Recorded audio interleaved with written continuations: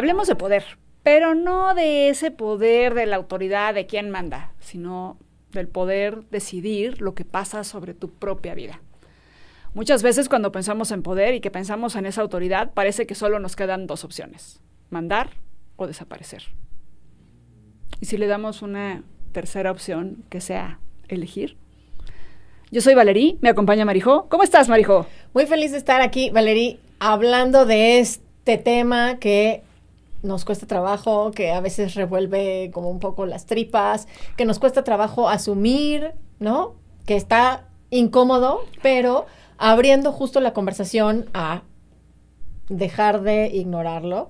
Y sí, como bien dices, este ejercicio de platicar sobre el poder, pero no desde el que manda o el que se somete, sino el poder de elegir, creo que ahí es donde tenemos como pues una grieta de las que podemos abrir y podemos empezar como a entrar en estos espacios más de autonomía y más de autogestión personal, utilizando el dinero como herramienta de poder personal, no como herramienta de poder opresor, claro, sino como de herramienta de poder pues autónomo, ¿no? Personal. Claro, y si te acuerdas en algunas de las muchas conversaciones que hemos tenido tú y yo, que hablábamos que el poder también tendría que interpretarse desde la capacidad de hacer algo, o sea, de yo puedo, y por eso también es parte de nuestro mantra, sí. Y en el cómo vemos el dinero como esa herramienta, más allá de esta como definición de éxito que luego hay, de que si tienes mucho dinero eres exitoso, Ajá. Pero más bien tengo mucho dinero y me da la capacidad de poder elegir lo que quiero hacer con mi vida. Sí, justo esta parte de utilizar el dinero como herramienta de autonomía, creo que es de las partes que necesitamos empezar a nombrar como con mucha más intención, porque independientemente de poner los nombres como de violencia económica y empezar a señalar estos lugares que hemos estado hablando en los episodios anteriores, creo que sí es importante que empecemos a tener herramientas y empecemos a ver al dinero como una verdadera herramienta, pues sí, de poder personal, que es lo que estamos diciendo, ¿no? Que nos permita como dar estos pasitos hacia la autonomía con suficiente claridad, con suficiente intención, con mucho por hacer, ¿no? Exacto, y me encanta esta parte que dices como con mucha intención, porque a fin de cuentas creo que de eso se trata. Creo que un poco lo que provoca la violencia económica es como quitarte la intención, o sea, te quita tanto como control que pierdes como ese, quiero hacerlo, sí. Quiero hacerlo, pero ya ni siquiera tengo la intención, ya ni siquiera sé a dónde puedo llegar, a dónde puedo aspirar, porque ya porque estoy controlada, porque estoy sometida. Uh-huh. Y creo que esos son los puntos como más delicados de sentirte que no tienes poder económico, o sea, que no tienes esa capacidad de decidir me quedo porque quiero, sino me quedo porque tengo, Exacto. O porque no tengo, ¿no? En este caso, dinero. Sí, claro. O sea, como de veras asumiendo que el dinero sí abre la puerta a un montón de libertad que de otra manera es muy difícil ejercer, ¿no? O como enforce, o sea, sí, no me acuerdo de la palabra en español, pero como ejecutar. Ajá. Qué mamón sonó eso, pero es que, o sea, mi cabeza pensaba en enforce, o sea, como en ejercer, sí, como en activar ese poder, o sea, cuando no tienes recursos, y no solamente financieros, ¿no? Que sí son importantes, los recursos económicos, pero cuando no tienes otros recursos, estás como coagulada, sometida en ese lugar, y entonces claro que ahí sí se vuelve como la parte del dinero un espacio muy opresivo, o sea, un espacio de control, un espacio donde tú estás sometida a ciertas posibilidades, ¿no? Que están normalmente reducidas a tu casa, ¿no? A las 4 paredes de tu casa. Exacto. Porque pues tú estás ahí y pues, súper de regreso, escuela, ¿no? De regreso y así, sí, totalmente. Tarjeta adicional, ni siquiera propia, o sea, como todos estos lugares que hemos ido visitando hablando de la violencia económica, que creo que sí, pues nos parten. Totalmente, sí, es que nos parten. ¿Sabes qué me choca? Me choca como estas ideas de que el dinero es malo Ajá. ¿no? Y que además es que tú eres como la peor persona del mundo cuando enfocas parte de tus recursos mentales, tiempo, energía, en conseguir dinero, y es como de, ¿cómo se te ocurre? Sí. Pero pues, sorry, se me ocurre porque finalmente el mundo es transaccional, el mundo es material, necesito el dinero, o sea, ya ni hablemos de lujos, para comer, para tener acceso a medicinas, para tener ropa, para tener, a fin de cuentas, opciones. Sí. Y soltar esa parte de forma voluntaria o no tan voluntaria, cuando no es tan voluntaria ese es otro tipo de problema del cual no vamos a hablar acá. Sí, no en el de hoy. Sí, no en el de hoy, exacto, pero el haberlo soltado de la mejor forma, y de la mejor forma no quiero que se malinterprete, sino pensando en que de verdad se van a hacer cargo de ti, sin haber pensado más allá de las consecuencias de qué significa que se hagan cargo de mí. Sí, porque en ese lugar es muy difuso, o sea, como que las barreras no están lo suficientemente estructuradas, no hay suficiente claridad, y entonces, claro, tú no te preocupes, tú cuida a los niños, ocúpate de la casita, y entonces pues ahí estás tú de esposita bonita de la casita con los niñitos y la comidita y todo, como cuando éramos chicos, ¿no? Exacto, Cuando éramos sí, chicas jugando y jugábamos a la jugando a la casita, pero esas implicaciones no necesariamente excluyen esta posibilidad del futuro financiero, porque ok, que todo, o sea, suponiendo que todo esté súper lindo en la pareja y tengan buena comunicación y todo, ¿qué va a pasar el día que él no esté? Y no porque se vaya, te divorcies, te ponga el cuerno o esas cosas que pasan más seguido de lo que quisiéramos, pero suponte que no, suponte que tienes un buen matrimonio, que estás como muy contenta, que todo está muy bien. Si algo le pasara, ¿qué? Si algo le pasara, ¿qué? ¿No? Exacto. O sea, yo sí conozco gente que 3, 4 años y se quedó viuda, ¿no? O viudo. También, o sea, también conozco como la otra parte, ¿no? Ajá. Y pues ahí, o sea, ¿dónde estaban las cuentas? ¿Había seguros? ¿No había seguros? Estaba leyendo el otro día una estadística que decía que un montón de los seguros de vida no se cobran porque la gente no sabe que existían. Terrible, pero, o sea, hago la pausa, por supuesto que mi cerebro cree así, ¿cómo? Sí. Porque nadie tiene esas conversaciones y porque el que está controlando los recursos, o sea, los controla hasta el extremo de ni siquiera decir lo que existe. Ajá, y a lo mejor sí, qué padre, se preocupó por mí, contrató un seguro de vida, pero yo no lo puedo cobrar porque no sé ni qué seguro era, ni qué aseguradora era, y para traquear eso es todo un folclore. Ay, me asalta una mosca. Es todo un sí, tienes toda la razón. Yo siempre, o sea, siempre que puedo menciono el que hay que tener un como simulacro financiero, o sea, si hacemos simulacros para temblores, ¿por qué no hacer simulacros para cuando pase algo realmente terrible en tu casa, ¿no? Saber dónde están los seguros, dónde están las cuentas. Si tienes testamento, si alguien no tiene testamento, por favor, sáquelo. Sí, acuérdense que septiembre es el mes del testamento para México, entonces por favor, aprovechen. Sí, exacto. Lo que sea. Pero todos esos lugares, o sea, suponiendo que todo está muy bien y todo está en orden, de todas formas, esas conversaciones son importantes porque tú no te preocupes, yo me voy a ocupar, está muy bien hasta que el que se va a ocupar no está, por la razón que sea, ¿no? Eso por un lado. Ahora, suponte el otro escenario, que es catastrófico, en donde pues te ha puesto el cuerno, te divorció, hay violencia, mucha violencia económica y hay otros tipos de violencia porque normalmente no viene sola. En ese caso, tú no tienes un plan de salida, no tienes un plan de escape y por eso creo que sí es importante poner al dinero en el centro de un plan de salud personal.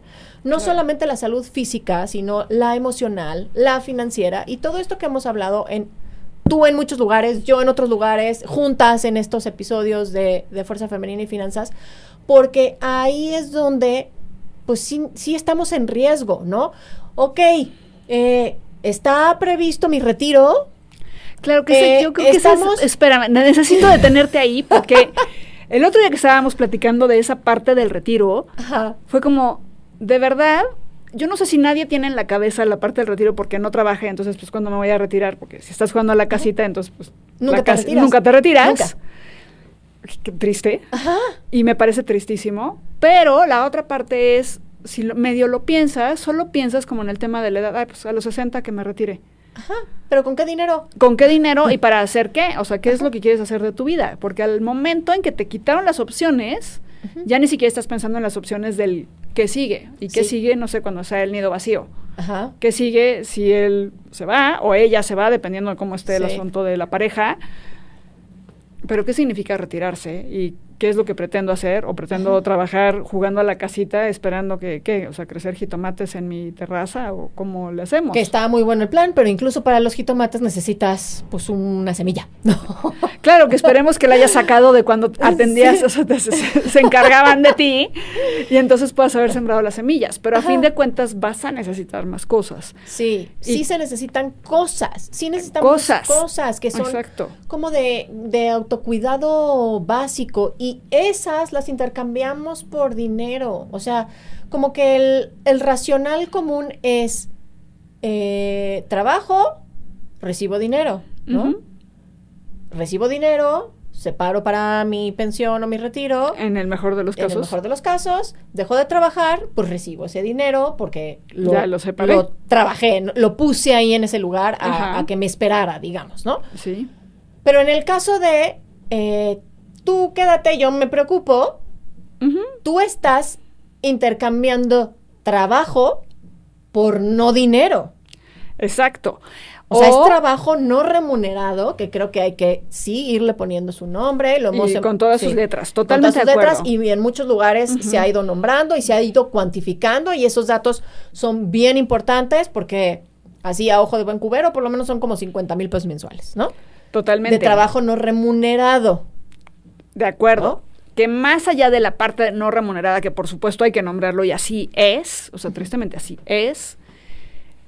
El problema además con eso de que no construye hacia tu futuro es que el me encargo de ti tiene una visión cortoplacista. Me encargo de ti ahorita es, pues no te falta comida, no te falta casa, tienes tu ropa. Pero me encargo de ti cuando tengas 70 años. Exacto. ¿No? Que eso es un poco lo que iba hace rato, o sea, ahora sí que ligando las dos cosas. O sea, el no hablar sobre el retiro en una situación así es, o sea, ¿de verdad te vas a seguir encargando de mí cuando yo tenga 70 años, cuando el único que ahorró para su retiro fuiste tú? Y ese dinero, en el mejor de los casos, alcanza para ti y no para dos. Ajá, o sea, ¿en qué precariedad vamos a estar? O sea, o vayamos planeando, vayamos teniendo estas conversaciones y vayamos como sacudiéndonos esta polilla porque ese tiempo va a llegar. Y aunque parezca que no, o sea, yo hoy en la mañana estaba caminando con el perro y decía, ¿en qué momento llegamos a esta edad, no? Ya estamos en una mediana edad, ya estamos como más cerca más para allá que para acá, claro. Cerca, o al menos ya pasamos la mitad de nuestras vidas. O sea, digo, más cerca de lo que sería un retiro, digamos. O sea, ¿en qué momento pasa tan rápido el tiempo que no planeaste, ¿no? O que no has podido como solidificar eso. Y si no creció lo suficiente o solo una parte estuvo aportando eso, ¿cuál va a ser la precariedad con la que vivamos? Exacto. ¿No? Y ahí entra toda esta parte como el dinero debería de ayudarte a defender como tu dignidad humana. Sí. O sea, ¿en qué precariedad vamos a vivir? Eso significa que sueltas tu casa, que te vas a vivir un cuartito, que vas a tener que pedirle a tus hijos que te mantengan, pero ellos tampoco van a poder, para cuando se están poniendo las cosas, pues está casi imposible que se encarguen de ellos, su familia, más los papás. Más de ti. O sea, es algo que de verdad, más allá del tema de violencia económica, que por supuesto es el tema que estamos tratando acá, todo el mundo debería de ponerse a pensar. ¿Qué sigue para mí después cuando deje de trabajar o de percibir ingresos de forma recurrente? Sí, ese es un como lugar incómodo. Muy. Y complicado, porque nadie quiere, y eso está como muy estudiado a través de estudios que han hecho a través de la neurociencia, en donde nadie quiere imaginarse esa persona que vas a ser cuando tengas 70 años. Yo no me quiero imaginar a mí misma con pañal porque ya no tengo control de esfínter, ¿no? No, por supuesto que no. Nadie se quiere imaginar así, pero es uno de los escenarios posibles, y por muy incómodo que parezca, yo sí tendría que estar pensando en esa extraña favorita, ¿no? Que hemos hablado algunas veces. Exacto. Porque en algún punto sí voy a ser esa persona. Ahorita no soy esa persona y estoy pagándole la luz a Marijo de... Dentro de 20 de años. 70, ¿no? Claro. De 75, de 80, lo que sea que viva, ¿no? Ahorita le estoy pagando la luz a una persona extraña que no conozco, pero creo que ese ejercicio de visualizar a esa persona como extraña, creo que lo hace más fácil, porque a nadie le gusta visualizarse. Yo en mi casa de retiro que me estén cambiando el pañal, ¿no? Obviamente no. No.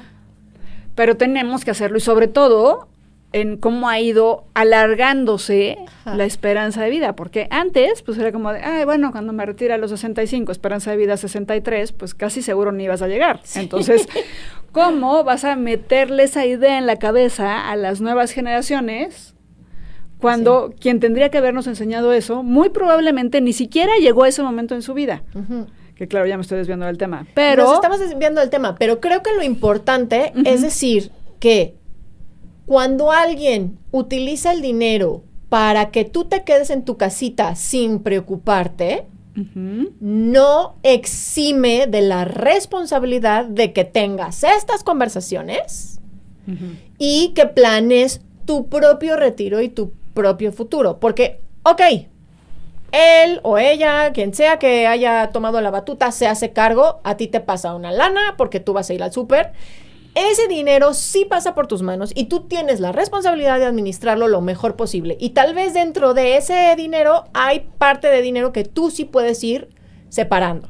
Si en esa parte de dinero no alcanza como para que tú aparte separes, tienes que tener la conversación porque el dinero es una llave que te permite abrir puertas. Y si no tenemos esa llave, difícilmente vamos a abrir puertas a futuro cuando tengamos menos fuerza, menos ganas, menos intención, estamos más cansadas y etcétera, etcétera, etcétera, etcétera. Entonces, dejar que el dinero sea un espacio que alguien más acomode, utilice, decida y ajuste es una falta de autocuidado muy profundo. Totalmente.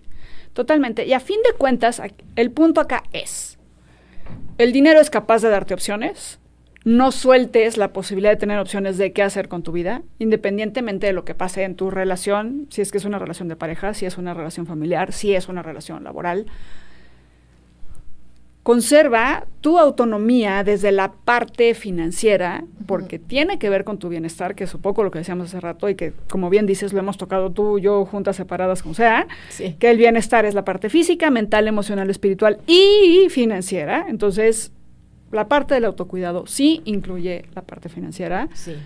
Tienes que tener las conversaciones, aunque sean incómodas. Sí, porque si no tienes el dinero, tienes que tener las conversaciones. Totalmente, porque yo no dudo que haya gente que ahorita lo que dices, pues igual y del dinero del súper te apartas un dinerito para ti, igual y alguien dice, no, pero ¿cómo crees? Eso es... No. Eso es robar. Eso es robar. Pues no, es dinero que te están dando a administrar tú sabes si lo administras bien o no, ¿no? También, exacto. O sea, no estás robando a nadie. Exacto, estás administrándolo de la mejor forma posible y administrando parte de tu futuro. Si te sientes, más bien, el punto al que iba es, si tú sientes que eso es robar, mejor ten la conversación. De que tú también necesitas tener tu propio dinero porque tienes que construir para tu propio futuro. Y no se trata de que tu propio futuro sea separado del de tu pareja, sino que sea un futuro que sea compartido, con una buena dosis de dignidad humana y no en la precariedad o en la escasez. Claro. Y sabiendo siempre que tienes que autocuidarte antes que ceder el control de tu vida a alguien más. A nivel financiero. Y de todo tipo, ¿no? Pero a nivel financiero, porque de verdad sí, ahí está la llave. Así que yo creo que estas son como las ideas sobre el dinero, control y poder que queremos como compartir el día de hoy. Y pues eso, ¿no? Que nos sigan, por favor, en Instagram, Fuerza Femenina y Finanzas. Ahí también dejamos algunas ideas, unas cuantas compartidas aquí, otras más que se nos escapan de la parte hablada. Pero, por favor, síganos para más, compártanlo con quien crea que le puedan servir este tipo de conversaciones. Y siempre recuerden, tú sabes. Tú vales. Tú puedes. Nos vemos en la próxima. Nos vemos en la próxima, Valerie.